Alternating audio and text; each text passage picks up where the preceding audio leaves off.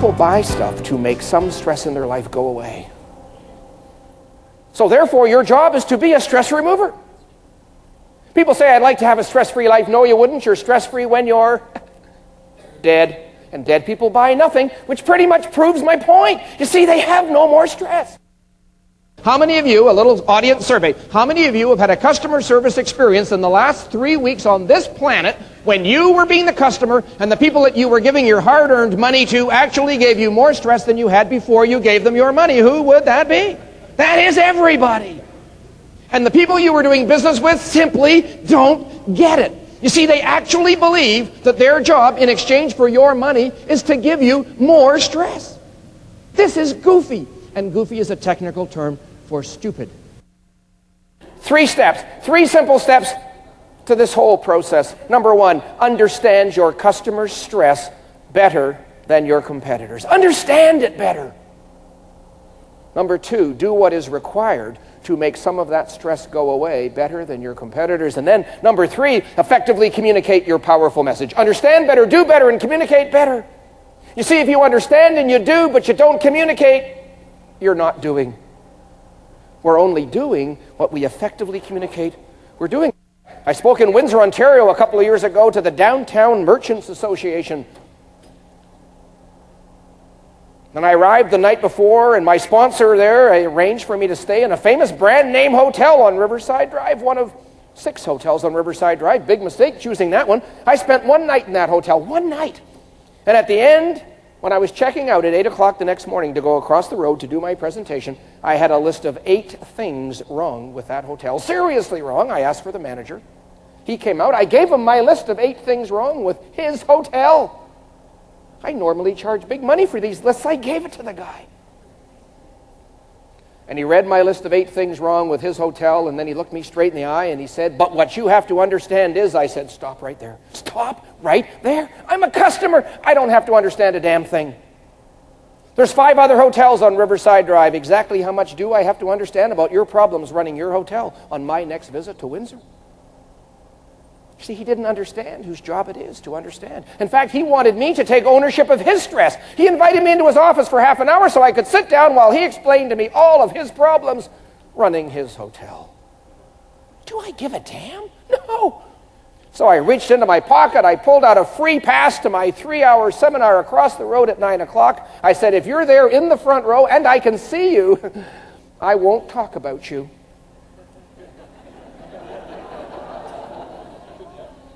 And there he was. I am sick and tired of companies large and small around the world that I work with. They bitch and complain about the fact that there's no loyalty anymore. Say people are loyal, they're just loyal to your competitor, and apparently that ticks you off. And the truth is, and nobody gets it, that there's more opportunity to create loyalty today than ever before. More opportunity to create loyalty than ever before. Nobody gets it. Because they don't know what loyalty is. Loyalty is really simple. You can read books 3 inches thick on loyalty. I'll save you the time. People are loyal to what is best for them. Break through there, eh? What the hell would you expect? Here's an important thing to understand, and that is that people, most people, have 4 currencies in their lives, not just 1. So many business people believe that their customers have only 1 currency in their lives, money, so they can think of one way to compete, which is to cut their price. There are some people out there motivated only by money, only by price. A few of them, fewer than you think. Donate them to your competitors. Have the courage to donate them to your competitors. It'll just put your competitors out of business faster. There's too many of them anyway. It's practically a public service.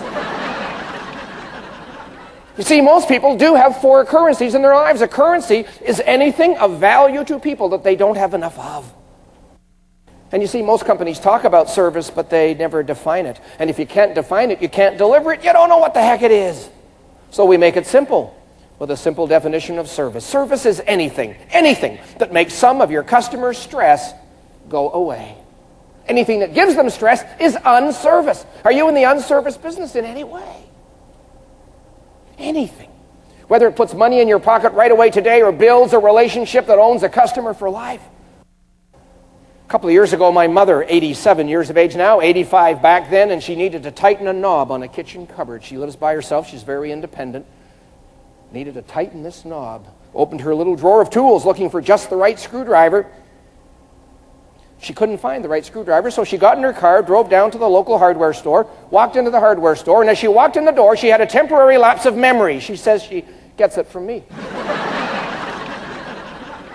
And she confessed to the young man in the hardware store. She said, "Oh, I am so embarrassed. I have forgotten which screwdriver I need." And that young man looked my 85-year-old mother straight in the eye and said, "If you don't even know what screwdriver you need, why are you wasting my time?" He should be 85 someday, huh? And if mother has her way, he won't make it. No.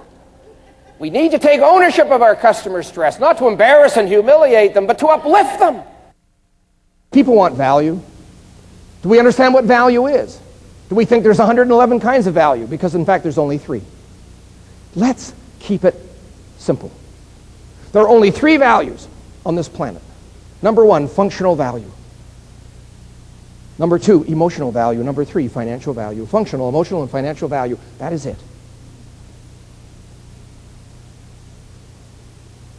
Functional value. Here's an example. Sell products and services that actually work for your chosen customers. That would be functional value. Anybody here ever bought a product that you just know was designed to fail? Anybody bought just a piece of crap? From its birth, it was designed to fail. This is not functional value. Number 2, be open and available when your customers need you. Number 3, provide them with the coaching, the help, the information, and encouragement that they need to be successful with what you sold.